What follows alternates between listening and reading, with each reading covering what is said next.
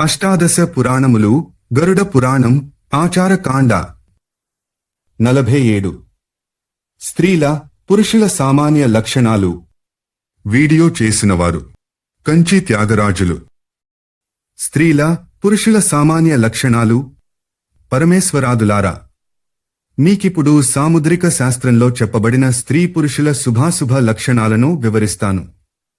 ఈ పరిజ్ఞానం భూత భవిష్యత్కాలాలను తెలుపుతుంది.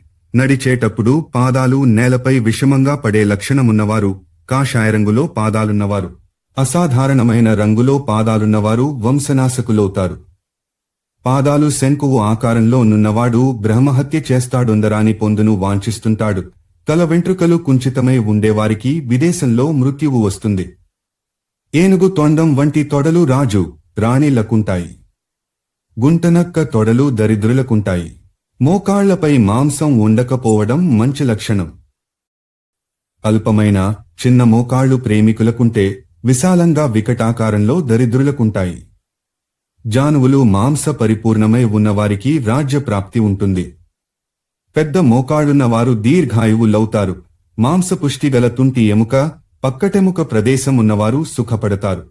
సింహ సమానమైన ప్రక్కటెముక గలవారు రాజపురుషులవుతారు. స్త్రీలకు అదే స్థాయి దక్కవచ్చు. సింహ సదృశ కటి ప్రదేశమున్నవారు పాలకులవుతారు. కోతి కటి వంటి కటి గలవారు నిర్ధనులు. సమానబాహు మూలములున్నవారు అత్యధిక భోగవిలాసులవుతారు. అవి క్రిందికి ఉంటే ధనహీనులు, ఉన్నతంగా కాని విషమంగా కాని ఉంటే కుటిలురు కాగలరు. చేప కడుపువారు మిక్కిలి ధనవంతులుగా ఉంటారు. విశాలమైన సుశోభితమైన బొడ్డు గలవారు సుఖజీవనులు కాగా, లోతెక్కువున్న నాభి గలవారు కష్టాలనుభవిస్తారు.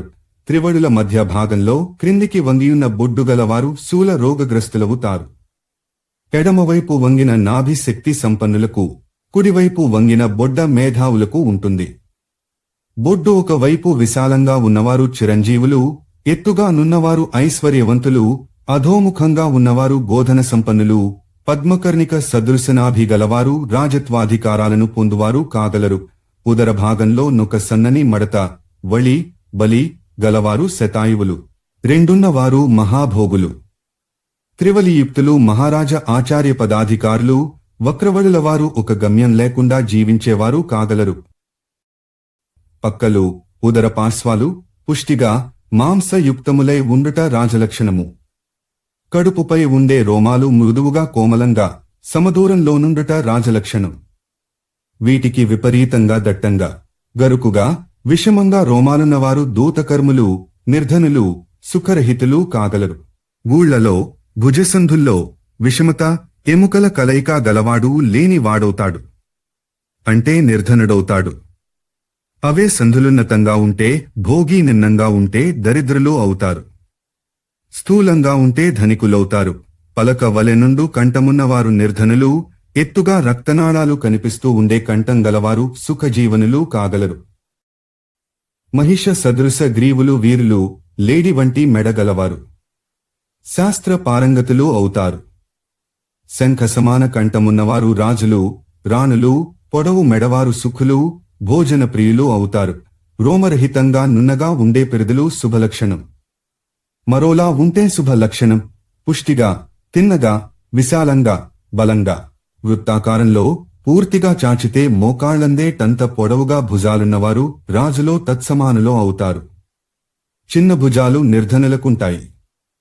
ఏనుగు తొండం వలెనున్న భుజాలు శుభలక్షణం.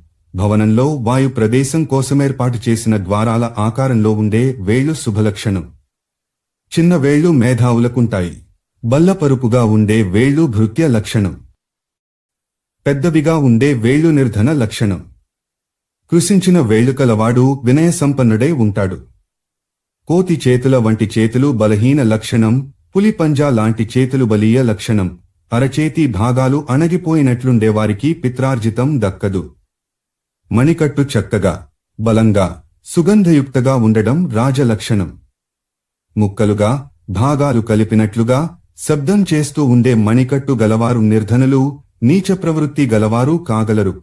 గోళాకారంలో లోతుగానున్న అరచేతులు ధనవంతులకుంటాయి. ఉన్నత కరతలమున్నవారు దాతలు, విషమ భాగాలున్నవారు కఠోర మనస్కులు కాగలరు. లక్క రసం రంగులో అరచేతులున్నవారు రాజులవుతారు. పసుపు రంగు అరచేతులున్న వారిలో వ్యభిచరించే లక్షణముంటుంది. గరుకుగా అరచేతులున్నవారు నిర్ధనులవుతారు. ఊక, పొట్టు రంగులో గోళ్లున్నవారు నపుంసకులవుతారు. కుటిలంగానూ బద్దలుగానూ గోళ్లున్నవారు ధనహీనులవుతారు. రంగు విరిగినట్లున్న గోళ్లున్నవారు తర్కం చేస్తారు. రాగి వర్ణంలో రక్తం కనిపిస్తూ ఉండే గోళ్లున్నవారు రాజులు కాగలరు. బొటనవ్రేలిలో యవచిహ్నము అత్యధిక ధనప్రాప్తి గల వారికుంటుంది, వైభవం కూడా ఉంటుంది. అంగుష్ట మూల భాగంలో యవచిహ్నమున్న వారికి అధిక పుత్ర సంతానం ప్రాప్తిస్తుంది. వేళ్లలోని పర్వాలు పొడవుగా నున్నవారు పుత్రపౌత్రాభివృద్ధిని చూస్తూ చాలా కాలం జీవిస్తారు. విరళాంగడులు దారిద్ర్య సూచకములు. సఘనాంగడులున్నవారు ధన సంపన్నులవుతారు. మణికట్టులో పుట్టిన 3 రేఖలు కరతల భాగాన్ని దాటుకుని పోయి వ్రేళ్లదాకా వెళితే చాలా మంచిది. అది చక్రవర్తి లక్షణము. అరచేతిలో 2 మీనరేఖలున్నవారు యజ్ఞకర్తలు, దాతలు అవుతారు. వజ్రాకారముంటే ధనవంతులు, చేపతోక వంటి గుర్తులుంటే విద్వాంసులు కాగలరు. మహారాజుల అరచేతుల్లో పరమశుభకరములైన శంఖ, ఛత్ర, శిబిక, గజ, పద్మాకార చిహ్నాలుంటాయి. కుంభ, అంకుశ, పతాక, మృణాళ చిహ్నాలు అతులనీయ ఐశ్వర్యం గల మహారాజల కరతలంపై ఉంటాయి. అరచేతిలో త్రాటి గుర్తున్న వారికి గోధనం మెండుగా ఉంటుంది. స్వస్తిక చిహ్నమున్నవారు సమ్రాట్లవుతారు. చక్రం, కత్తి, తోమరం, విల్లు, బల్లెం ఆకారంలో గుర్తులు అరచేతిలో నున్నవారు కూడా రాజులవుతారు. చేతిలో రోకలి గుర్తున్నవారు యజ్ఞాది కర్మకాండలు చేయించడంలో నిష్ణాతులవుతారు. వేదికాకారమున్నవారు అగ్నిహోత్రి అనే పదానికర్హులవుతారు. నూయి, దేవకుల్యం, త్రికోణం ఉన్నవారు ధార్మికులు. అంగుష్టమూలంలో దళసరి రేఖలున్నవారికి కొడుకులు, పలచటి గీతలున్నవారికి కూతుళ్ళు ఎక్కువగా పుడతారు. చిటికెన వేలి మూలంలో మొదలై చూపుడు వేలి మూలందాకా పయనించే రేఖ గలవారు 100 ఏళ్లు జీవిస్తారు. కాని ఆ రేఖ ఎక్కడైనా విచ్ఛిన్నమైపోతే చెట్టు మీది నుండి క్రిందపడి మరణిస్తారు. రేఖలు మరీ ఎక్కువగానున్న మానవులు దరిద్రులవుతారు. చిబుకం కృశించిపోయినట్లుండుట ధనహైన్యానికి, మాంస పుష్టితో నుండుట సంపన్నతకి సూచనలు.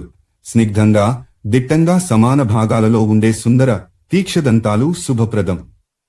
రక్తవర్ణంలో సమతలంగా, నున్నగా, పొడుగ్గా ఉండే నాలుక మంచి లక్షణం. ధనికుల ముఖాలు కొంచెం కోలగానూ, నిర్ధనుల వదనాలు పొడవుగానూ, రాజుల ముఖాలు సౌమ్యంగా, బలంగా, నున్నగా, మలరహితంగానూ ఉంటాయి. పాపకర్ముని మొగము భయాక్రాంతంగానూ, ధూర్తుని వదనం నలుపలకలుగానూ ఉంటాయి. దింపుడు ముఖాలు పుత్రహీనులకు, చిన్న ముఖాలు పీనాసులకు ఉంటాయి. భోగుల ముఖాలు సుందరంగానూ, కాంతివంతంగానూ, కోమలంగానూ, మీసాలతోనూ ఉంటాయి. చోరవృత్తిని ఇష్టపడే పురుషుని ముఖం నిస్తేజంగా, ముడుచుకున్నట్లుండి, ఎర్రని మీసాలతో ఎర్రని గెడ్డంతో ఉంటుంది. స్త్రీముఖంలో గెడ్డం, మీసాలు ఉండవు. చిన్న చెవులు, ఎర్రని, పెద్ద వెంట్రుకలు గలవారు పాపకర్మం చేస్తూ మృతి చెందుతారు. శంకు ఆకారంలో చెవులున్నవారు రాజులవుతారు గాని చెవులలో ఎక్కువ వెంట్రుకలు మొలిస్తే శీఘ్ర మరణముంటుంది. పెద్ద చెవులవారు ధనికులవుతారు. గండస్థలం క్రిందికున్నవారు భోగులవుతారు. పూర్ణంగా, సుందరంగానున్నవారు మంత్రులవుతారు. సుందరమైన నాసిక గలవారు సుఖజీవనులవుతారు. శుష్కించినట్లున్న ముక్కు గలవారు దీర్ఘాయువులవుతారు. ముక్కు చివరి భాగం భిన్నంగా ఉండి, నూతి ఆకారంలో నాసిక గలవారు అద్భుత లక్షణాలుండి, ఎవరికీ అందని వారి పొందును పొందగలుగుతారు. పొడవాటి ముక్కున్నవారు సౌభాగ్య సంపన్నులు, కుంచుకుపోయిన నాసిక గలవారు దొంగలు కాగలరు. చప్పిడిగా అణగిపోయి ఉన్న ముక్కు అకాల మృత్యు సూచకము. కుడివైపు కాస్త వంగియున్న ముక్కు క్రూరత్వానికి చిహ్నము. చిన్న చిన్న గోడాలతో, సాపుగా, సొంపుగా ఉండే నాసిక చక్రవర్తికుంటుంది. వక్ర ఉపాంత భాగాలతో నుండి, పద్మపత్రము వలె సుందరంగా మెరిసే నేత్రాలు సుఖజీవనులకుంటాయి. పిల్లి కళ్ళు పాపాత్ములకి, మధు పింగళ వర్ణంలో నేత్రాలు దురాత్ములకి ఉంటాయి. ఎండ్రకాయ కనుల వంటి కనులున్నవాడు క్రూర కర్ముడవుతారు. ఆకుపచ్చటి కనులున్నవారు పాపకర్మలంటే ఇష్టపడతారు. ఏనుగు కన్నులున్నవారు సేనలను నడుపగలరు. గంభీర నేత్రాలు రాజలక్షణం. స్థూలనేత్రాల వారు మంత్రులవుతారు. నీలికమలముల వంటి నయనాలున్నవారు విద్వాంసులు, నల్లకనులవారు సౌభాగ్యశాలులు అవుతారు. మండలాకార నేత్రాలున్నవారు పాపాత్ములు, ఎప్పుడూ దీనభావమే గోచరించే కనులున్నవారు దరిద్రులు కాగలరు. సుందర విశాల నేత్రాలున్నవారు రకరకాల సుఖాలననుభవిస్తారు. కళ్ళు ఎక్కువగా పైకి లేపేవాళ్లు అల్పాయుష్కులవుతారు. విశాలంగా ఉండి పైకి లేచే కనులున్నవారు సుఖపడతారు. కనుబొమ్మలు విషమంగా ఉండేవారు దరిద్రులవుతారు. పొడవుగా, దట్టంగా, పెద్దగా ఎడం లేకుండా, వక్రంగా, ఉన్నతంగా వంపు తిరిగియున్న కనుబొమ్మలు గలవారు గొప్ప ధనికులై మహాభోగములనుభవిస్తుంటారు. మధ్యలో తెగినట్లున్న ఖాళీగల కనుబొమ్మలు నిర్ధనులకు, బాగా వంగియున్న కనుబొమ్మలు అందని వారి పొందునందగలిగే వారికి ఉంటాయి. అయితే వీరికి పుత్ర సంతానముండదు. నుదురు అర్ధచంద్రాకారంలో ఉంటే చాలా మంచిది. అది తరగని ధన సంపదని సూచిస్తుంది. మస్తకం ముత్యంలాగా నుదురు విశాలంగా మెరుస్తూ ఉంటే ఆచార్య పీఠం లభిస్తుంది. నుదుటిపై రక్తనాళాలు కనిపించరాదు. అది పాపకర్ముల లక్షణము. అస్పష్టంగా కనిపిస్తూ ఉన్నతంగా ఉండే నాడులతో స్వస్తిక ముద్రతో ఎత్తైన సుందరమైన లలాటం గలవారు ధనవంతులవుతారు. కిందికి, లోనికి వంగిన నుదురున్నవారు చెరసాల పాలవుతారు. ఎవరైనా నవ్వినప్పుడు కంపనం లేకుండా నవ్వితే వారిని శ్రేష్ఠులుగా గౌరవించవచ్చు. కన్నులు మూసుకుని నవ్వేవారిలో పాపాత్ములెక్కువ.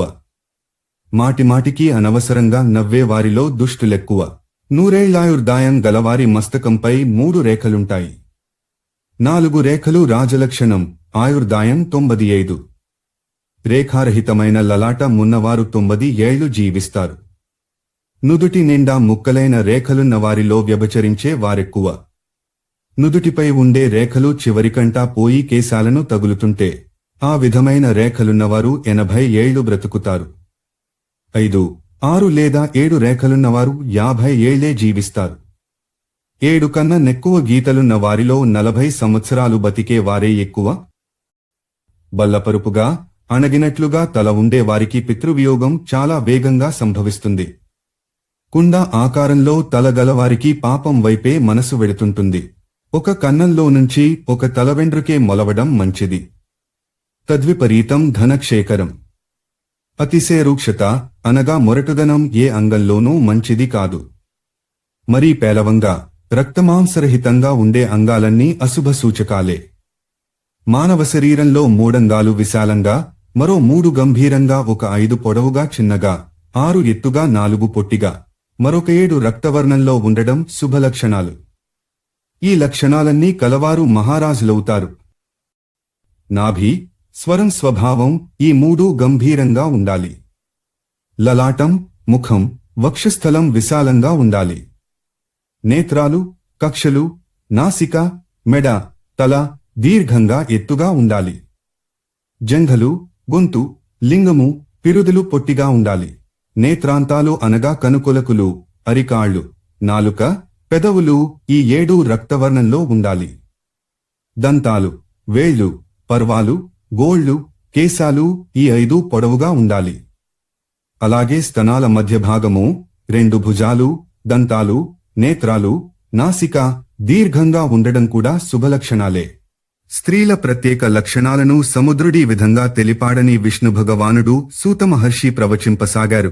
2 పాదాలు నున్నగా, సమాన తలాలతో, రాగి రంగులో మెరుస్తూ ఉండే గోళ్లతో, చిక్కని వేళ్లతో, ఉన్నత అగ్రభాగాలతో నుండుట మహారాజ్జీ లక్షణము.